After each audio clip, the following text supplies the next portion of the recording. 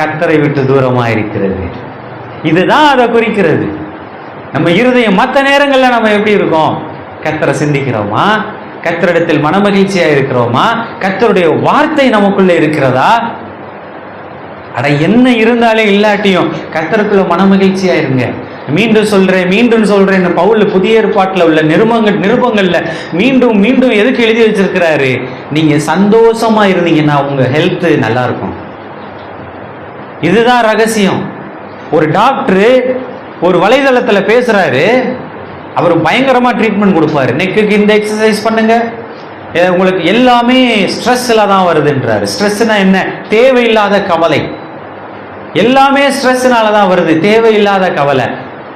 கடைசியா அவர் கால் வலிக்கு என்ன மெடிசன் சொல்றாரு, கை வலிக்கு என்ன மெடிசன், அவரோட டிப்ஸை ஃபாலோ பண்ணோம்னா எல்லாம் சரியாயிரும். அவர் எக்ஸசைஸ் தான் சொல்றாரு எல்லாம்.